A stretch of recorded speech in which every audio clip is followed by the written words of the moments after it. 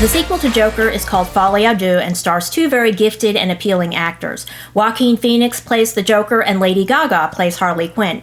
These performers are the best thing about the film. The movie poster seems to show Joker and Harley as legendary folk heroes like Bonnie and Clyde. In the film, Joker and Harley are criminals, as they are in the comics, but here Joker is sexually abused in prison, and it turns out he was sexually abused as a child. Now, these events help the audience understand the Joker's actions from the first movie, but this storyline is rather buried. Folie A Deux is more concerned with the phenomenon of mass murderers achieving fame and celebrity status, a very generic type of storyline. In the sequel, Joker goes on trial for the murders he committed in the first film. The trial is televised, and he defends himself. The first Joker film, starring Joaquin Phoenix in the role that won him the Oscar, was a disturbing film. Seemed to be set in the 1970s in Gotham City. Had tremendous energy. Now, the first Joker film is also an homage to Martin Scorsese's Taxi Driver, but unlike that film, often takes place within the mind of the anti-hero, who, in the Joker film, is Arthur Fleck, a mentally ill loner, horribly abused as a child, who begins to retaliate against bullying and harassment by becoming a homicidal maniac called the Joker. Now, he kills 6 people in Joker Part 1. In Taxi Driver, in contrast, the point of view is mainly the filmmakers. The protagonist, Travis Bickle, is a Vietnam vet who's portrayed as a ticking time bomb. Travis murders criminals who are forcing children into prostitution and is hailed as a hero for his actions. But the film warns us that the next time, Travis might kill people who uphold the social order rather than destroy it. Travis was about to assassinate a political candidate, but changed his mind because the Secret Service were onto him, so he turns to Plan B and kills child molesters instead. Then he tries to kill himself, but is out of bullets. The film shows us it was mere chance that turned Travis into a hero rather than a political assassin and a suicide. Arthur Fleck, unlike Travis, is unable to please the establishment, even inadvertently. But he does become a folk hero to the underclass of Gotham City, who show their support in the first film by wearing clown masks and rioting. Now, in the second film, they attend his trial and protest outside the courthouse. One of his groupies is Harley Quinn. She's based on the comic book character of Dr. Harley Quinn, a psychiatrist at Arkham Asylum who fell in love with the Joker while treating him and became his partner in crime. In Folie A Deux, she's a fellow patient at Arkham. She meets Arthur and tells him her backstory, which is just as tragic as his, it seems. Abused as a child, she had set fire to her parents' apartment building and was committed to the asylum. But it's all a lie. Harley is a wealthy grad student or med student in psychiatry who becomes the Joker's biggest fan. Now, she wasn't abused by her parents and didn't burn down their apartment building. She had herself committed so she could meet the Joker. It goes according to her plan, and they fall in love. The film is also a musical. The musical numbers take place within Arthur's mind, but we have to watch these musical segments on screen, and so the choice of music is important. Now, if a song is unmemorable, singing the entire song on film is not advised. Here we get several of these unmemorable songs during the film.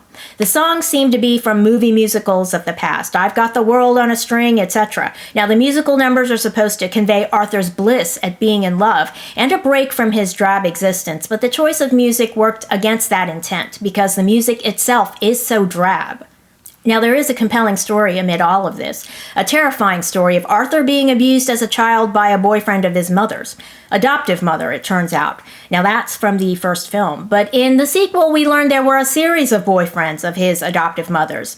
And in the sequel, the prison guards sexually abuse Arthur as well. The repeated abuses that Arthur suffers throughout life are the real story of this film. But that storyline is buried. Now, these topics do make people uncomfortable. Now, who wouldn't rather watch a film about a powerful vigilante who wears clown makeup and gives a middle finger to the establishment? This film tells us Arthur adopts the Joker persona to try to escape the mental torment of the horror that he suffered. But in the film, after he's raped in prison, he's finally broken. He returns to his criminal trial, becomes his own defense attorney, confesses to the murders, and says he doesn't want to be the Joker anymore. And who can blame him?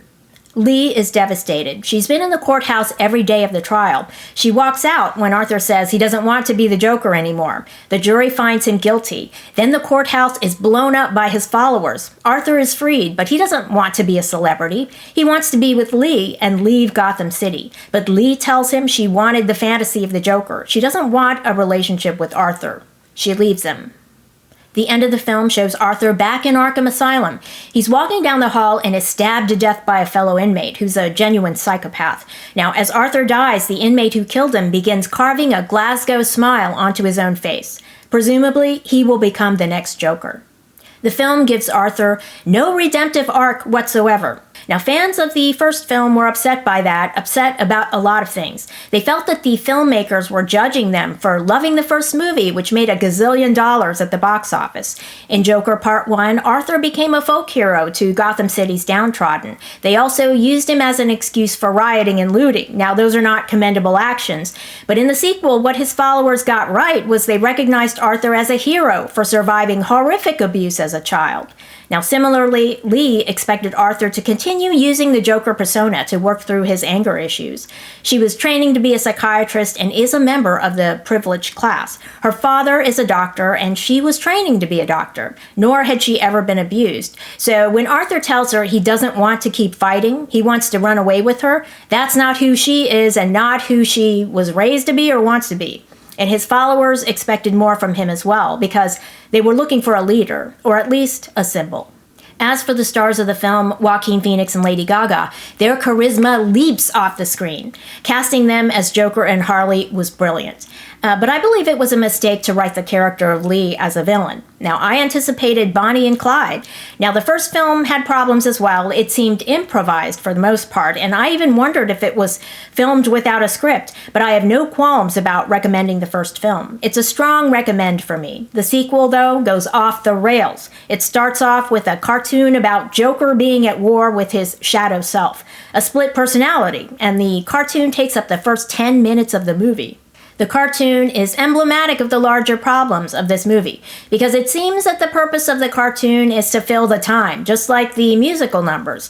Instead of developing the pivotal storyline, for example, by examining how society buries the issues of sexual abuse and molestation, the filmmakers bury those issues as well underneath time-filling material. The cartoon, the musical numbers, the superficial storyline about criminals who become celebrities. As a result, this movie is a letdown. They wasted the star power they have here, and speaking of no redemptive arc, there's no sympathy for Arthur as a character. And I understand the filmmakers are portraying the view of a harsh establishment, but the downtrodden of Gotham City continue to fight back in the film, though not always in constructive ways. Thanks for watching, and if you enjoyed this video, leave a like and don't forget to subscribe.